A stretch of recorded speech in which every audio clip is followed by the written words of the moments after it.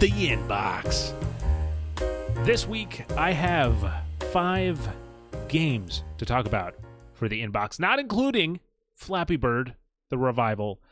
So, Nick, how do we want to do this? I mean, we'll continue with the trend, 1 through 5, and we'll have you to dictate the order. I wish I had a dice or something here.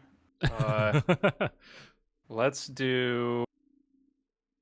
This is gonna take too long. Let's just do number 2. Number 2. All right. Okay. Interesting pick, Nick. I didn't mean for that to rhyme. It's not okay. So this is a weird game because it's not one I would usually consider be like, oh, this is cool. Mainly because, first of all, Nick, have you played Vampire Survivor? Are you a fan at all? I did play it. I played it pretty hardcore around when it was added to Game Pass, and then once I finished it, I was like, okay, I've had my fill. Well, Nick, this is Vampire Survivor meets Pokemon in Wild Keepers Rising. So, this is from Lion Code Games, a Canadian indie studio who previously made Mech Armada. And this is a roguelike RPG where you essentially, it combines the power curve of a survivor-like, as they're now being called, with the compulsive fun of a creature collector. So the title's frenetic bullet heaven gameplay is on full display in the colorful reveal trailer, which you guys are looking at right now. So you can tame a team of whimsical guardians and decimate an endless onslaught of enemies in this hand-drawn indie adventure inspired by fantasy and anime classics. Look, I'm not a huge fan of the survivor likes, as they're quoted, but there's something about this that I kind of enjoyed. I think it is that weird, like, bright color palette, and I like the kind of the animations of the actual enemies themselves.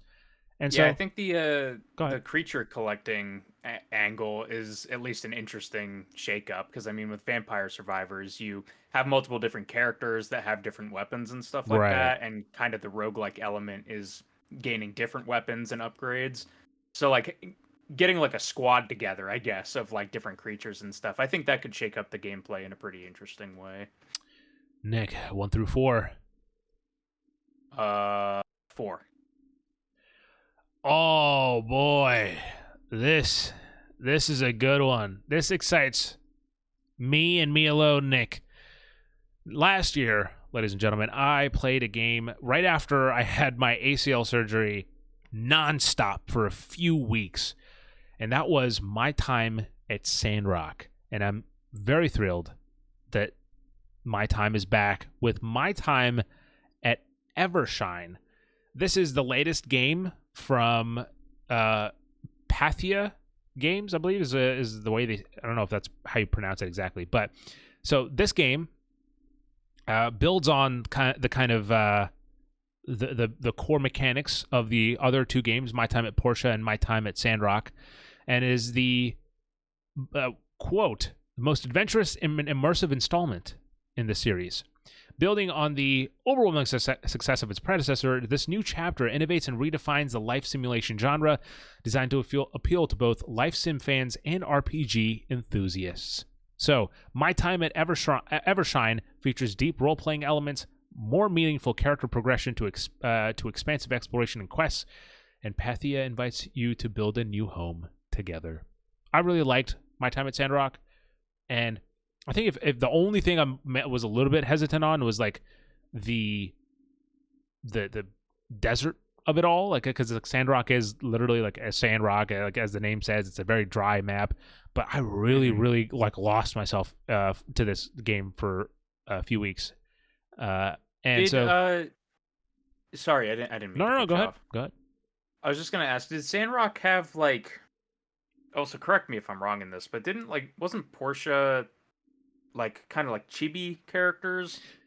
And yes, I think Sandrock like that, because the thing that jumped out to me at this trailer was like the character models. I was like, that looks different than what I think of when I think of My Time. So it's not. I know exactly what you're talking about. So My Time at Porsche isn't quite chibi, but it does have like they are a bit like different proportioned, and then and specifically speaking to Sandrock, which is what I played, they were more like stick, like you know, they had like a little torso and then like they're just like stick arms type of thing, like skinny arms. Yeah, that is one thing I noticed right off the bat in this little reveal trailer. The arms are there's muscles and like or like there's shapes. Things aren't just like sticks coming out of a torso. And look, even just the gameplay that we got here, the map looks awesome. Especially again, my complaint was the fact that Sandrock was too dry and sandy, and this is vibrant, and you know, we see early gameplay. I don't know exactly what this is going to be like once it ships, but it looks pretty freaking awesome to me. And again, you can check it out. There is going to be a Kickstarter for this, so you know, go ahead and support the game over on Kickstarter once it launches. I don't think it's launched quite yet, but I'm going to be there because I really liked this one. Oh, and also, this is a quote from the creative director of the My Time series. My time at Sandrock cost a lot, like $12 million a lot, and still counting. We expect Evershine's budget to be somewhere in that ballpark as well. So that's, I'm gonna guess somewhere around there, in terms of scale or for their goal. But whenever it comes out, My Time at Evershine, will be coming to PlayStation 5, Xbox Series XS, PC. Nick, the last thing they say it's going to come out to, future Nintendo platforms yet to be announced. Ties into something else we were talking about. Nick, 1 through 3. There's one thing in this that I think you'd be very interested in. I'll just hint at that. You have not gotten it yet. 1. You still haven't gotten it, you fool. This one, I think maybe early on I may have mentioned as well, but I'm going to bring it back again because, well, it's officially out now. This is Self-Loss. From Maximum Entertainment and Goodwin Games. This game takes you into the stunning world of Yord with all its magic and mysteries, and you can explore it all on PlayStation 5, Xbox Series XS, and Nintendo Switch right now. The game is available, consoles and PC. So, in Self-Loss, players will explore the boundary between life and death, uncovering a tale of grief, loss, and healing. Plagued by his own grief and inability to move on, the wise healer Casimir is tasked with a quest to perform the self-loss ritual. On his journey, he will fight the miasma corrupting this magical world, meet a myriad of curious inhabitants of the Yord, and learn stories that will change his life forever. Again, Self-Loss, available on consoles and PC right now. You can go pick it up. What are you doing? If that looks good to you, what are you doing? Go play the game. Art style looked very reminiscent of like a Death Store. Just looking at that. Yeah. Now, Nick, it is a 50-50 shot if you're going to get the game that I think you're going to like. Who? You fucking goddamn idiot. You didn't get it. This one. I think somehow every episode, correct me if I'm wrong, chat, somehow every episode I've included some sort of a Metroidvania in there. And I'm not going to disappoint. Who am I, Nick, to let the people down? It's a popular genre. It is. I did not realize how popular until I started doing this segment. So this is Awaken Astral Blade. From global indie publisher ES Digital Games comes Awaken Astral Blade, a action-packed Metroidvania side-scrolling action game that is coming out on October 22nd to PlayStation 5 and PC via Steam and the Epic Game Store.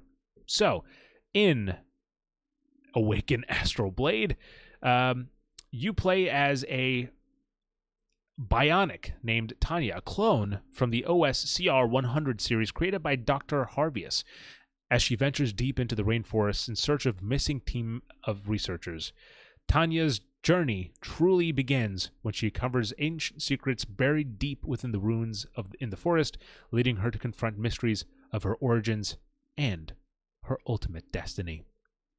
Just over a month for this one, so check that out if you're into 2D side-scrolling. I mean, look, while I have been throwing a lot of Metroidvanias on the list, there's been a variety, I think, so different art styles. I think we had one last episode. That's looks different from this. So find the one that suits your style. Had some nice looking combat animations in that trailer. I gotta say that part of I was watching that the trailer, and I was like, you know what, that monster kind of looks like a Yu-Gi-Oh card, and that was a primary reason, Nick. I'm not ashamed to say primary reason why I included it. 2 quick hitters before I get to the one that I think Nick will like. Darksiders 2 is coming back once again because Definitive was not the end. So it's going to get enhanced on PS5 and Xbox Series X. So if you already have the Definitive edition of Darksiders 2, then you get a free upgrade on that console, or you can buy it brand new. Other one, a random game that I thought looked cool, Hide the Corpse is a VR game coming to MetaQuest where you have to hide the body. It's a physics-based VR game. So that's that. Now, Nick, the game, I hope I haven't hyped it up too much because I now I've said it. But this game will take you to November 6th, 1959 in Akron, Ohio. Nick, welcome to Sportal. Get ready to swing, smack, and score in this upcoming sport-based first-person shooter from indie developer Sleepwalking Potatoes and publisher Retrovibe.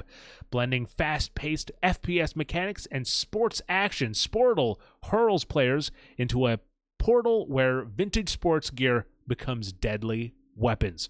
Armed with baseball bats, hockey sticks, lacrosse nets, and more, players will strike, launch, and slam numerous balls into the hordes of classic 1950-style movie monsters in this one-of-a-kind first-person roguelike set in 50s America.